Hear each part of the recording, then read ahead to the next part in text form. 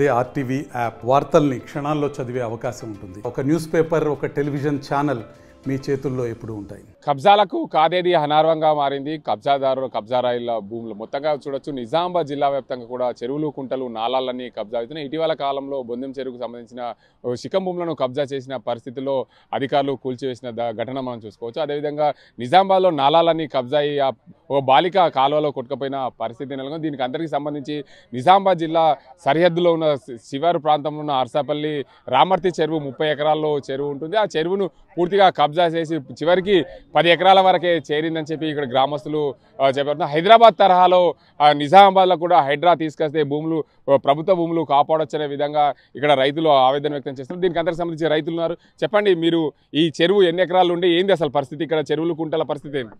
ఇది రామర్తి చెరువు అని అర్సాపల్లికి రిజర్వాయర్ చెరువు. ఇది గతంలో 29 ఎకరాల 30 గుంటల భూమి. ఇది ప్రస్తుతం 10-12 ఎకరాలు ఉంది.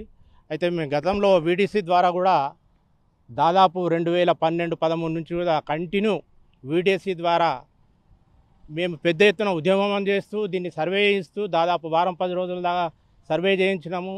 ఆర్డీఓ గారికి వినతి పత్రం ఇచ్చినాము, తర్వాత ఇరిగేషన్ డిపార్ట్మెంట్కి ఇచ్చినాము, వాళ్ళని తీసుకొచ్చినాము.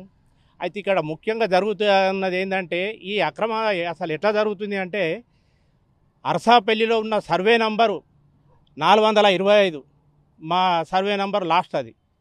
వీళ్ళు 426 తెచ్చారు. ఈ సర్వే నెంబర్ ఎక్కడదని దాన్ని మేము వీడీసీ ద్వారా గతంలో చాలా ప్రయత్నాలు చేసి రెవెన్యూకు తర్వాత ఇరిగేషన్ వాళ్ళ దగ్గరికి పోతే ఇది పైనుంచి వచ్చిన ఆర్డర్ మాకేం తెలియదు, వాళ్ళ దగ్గర ఇది ఉంది, కాపీగా సర్టిఫికెట్ ఉంది కాబట్టి మేము దాన్ని ఫాలో అవుతున్నాం, అంతకుమించి మాకేం తెలియదు అంటే అసలు అర్సాపల్లి సర్వే నెంబరే లేదు ఎక్కడదని చాలా గట్టిగా వీడీసీ ద్వారా అడగడం జరిగింది.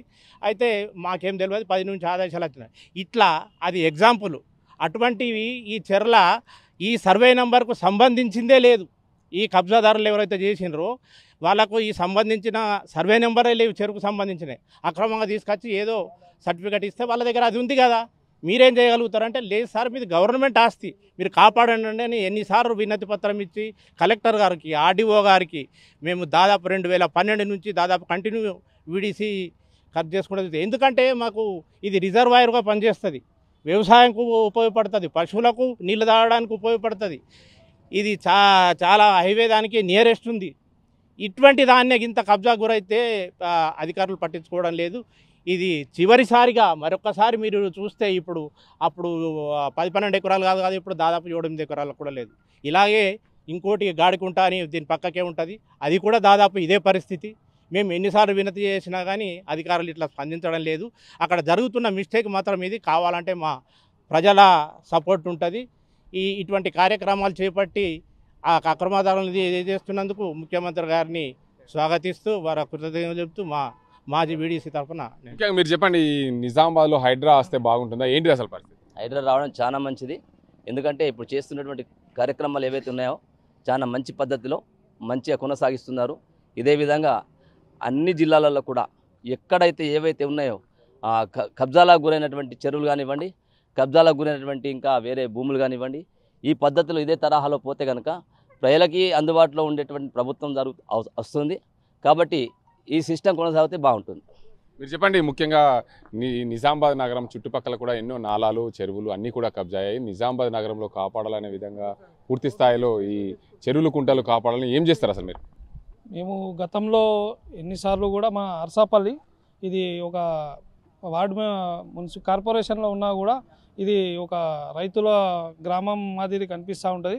దీని వ్యవసాయంకు పాడి మీదనే ఆధారపడి చాలామంది రైతులు కానీ పాడి మీద ఆధారపడి బతుకుతూ ఉన్నారు. మనకు ఈ గొలుసుకట్టు చెరువుల ప్రభావంతో అప్పుడు మన పాత బీఆర్ఎస్ హయాంలో దీన్ని మరి మిషన్ కాకతీయ భాగంలో దీన్ని ఎందుకు అభివృద్ధి చేయలేదో కూడా అధికారులు చెప్పాలి కూడా రైతులకి సమాధానంగా ఈ మీడియా ద్వారా మేము అడుగుతూ ఉన్నాం. కాబట్టి ఇప్పుడు ఉన్న ప్రభుత్వాలు ఈ ఏదైతే కబ్జా కూరల్ని పీకేస్తూ ఉన్నారో ఆ విధంగా హైదరాబాద్లో చేసే విధంగా నిజామాబాద్లో కూడా అలాంటి ఏజెన్సీ ఒకటి పెట్టి మాకు దీన్ని రైతులకి ఒక కబ్జా గురి కాకుండా ప్రయత్నం చేసే ప్రభుత్వాన్ని కోరుతా ఉన్నాం. ఇప్పుడు ఉన్న ధన్పాల్ సూర్యనారాయణ గౌడ్ కూడా దీని మీద చర్య తీసుకోవడం జరిగింది. గతంలో పోసిన వేస్టేజ్ని అంతా కూడా తీపిచ్చేసి కొద్ది వరకు దాన్ని కాపాడడం జరిగింది. అలాగే అధికారులు కూడా దీన్ని స్పందించి కబ్జాలకు గురి కాకుండా చూడాలని మా రైతుల విన్నపం. మీరు చెప్పండి, ముఖ్యంగా కాంగ్రెస్ ప్రభుత్వం అధికారంలోకి వచ్చిన తర్వాత సీఎం రేవంత్ రెడ్డి హైదరాబాద్లో హైడ్రా తీసుకొచ్చారు. కబ్జా శిఖం భూములు, చెరువులు, కుంటలని కబ్జా అయిన వాటిని కూడా తీసేస్తున్నారు. నిజామాబాద్లో కూడా అలాంటి హైడ్రా వస్తే బాగుంటుందా? నిజామాబాద్లో చాలా చెరువులు, కుంటలు, నాలాలని కబ్జా, దాని మీద ఏమంటారు? ఇది ముఖ్యమంత్రి రేవంత్ రెడ్డి గారు తీసుకున్న చాలా గొప్ప నిర్ణయం. ఎందుకంటే ఎక్కడ కూడా ఇరిగేషన్ ల్యాండ్స్, కెనాళ్ళు, చెరువులు అన్నీ కబ్జాలకు గురవుతూ కొద్దిపాటి వర్షాలు రాగానే పట్టణాలు మునిగిపోవడం, ప్రాణ నష్టం జరగడము, వాటర్ కిందికి వెళ్ళిపోకుండా ఉండడం జరుగుతున్నది. దీనికి మేము ముఖ్యమంత్రి గారికి ప్రత్యేకంగా ధన్యవాదాలు తెలియజేస్తున్నాం. ఇటువంటి కార్యక్రమాన్ని రాష్ట్ర వ్యాప్తంగా అన్ని జిల్లాలలో, ముఖ్యంగా పట్టణ ప్రాంతాలలో ఉన్నటువంటి చెరువులని కబ్జాలను తొలగించాలి. కెనాళ్లపైన ఉన్న కబ్జాలను తొలగించు, తూములు అవి కూడా కబ్జాలకు గురైనాయి, అన్నింటిని తొలగించేసి బాగుంటుంది. హైడ్రా అటువంటి సిస్టమ్ని నిజామాబాద్ కూడా తీసుకురావాలని కోరుతున్నాము.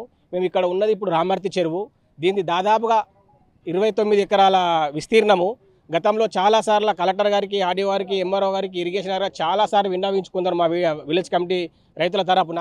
కానీ ఎటువంటి దానిపైన చర్యలు తీసుకోకుండా కబ్జాకోరులకే వాళ్ళు వత్తాసు పలికిరు తప్ప వాళ్ళ దగ్గర ఆ డాక్యుమెంట్ ఉంది, ఈ డాక్యుమెంట్ ఉంది. సార్, మీ దగ్గర దీనికి సంబంధించిన ప్రతి డాక్యుమెంట్ గవర్నమెంట్ మీ దగ్గర ఉంటుంది. దీని బౌండరీస్ ఎంత, దీని విస్తీర్ణం ఎంత, దీనికి బఫర్ జోన్ ఎంత మీ దగ్గర ఉంటుంది. మీరు దాన్ని ముంగడబెట్టి వచ్చిన వాళ్ళని బెదిరించేది పోయి మా రైతులు పోతే వాళ్ళని ఉల్టా బెదిరియడం, వాళ్ళు ఏదో ఫేక్ డాక్యుమెంట్ తీసుకొచ్చి ముంగడ పెడితే వాళ్ళ దగ్గర డాక్యుమెంట్స్ ఉన్నాయి, మీ దగ్గర ఏముంటే తీసుకురాపోండి. రైతులు ఏం తీసుకొస్తారు? ప్రభుత్వ భూమిని కాపాడడానికి రైతులు కొట్లాడితే అధికారులు దాన్ని ప్రభుత్వ భూమిని వాళ్ళ కబ్జాదారులకు సపోర్ట్ చేస్తున్నారు. కాబట్టి మేము ఇప్పటికైనా ముఖ్యమంత్రి వారిని కోరేది ఏంటంటే, మీరు చేసే కార్యక్రమం చాలా మంచిగా ఉంది. దీన్ని అన్ని జిల్లాలకు విస్తరిస్తూ ముఖ్యంగా పట్టణ ప్రాంతాల్లో ఉన్న చెరువులని, కాలాలపై కట్టినటువంటి కన్స్ట్రక్షన్స్ తొలగించి ప్రజలకు ఉపయోగపడే విధంగా చేయాలని కోరుతున్నాం.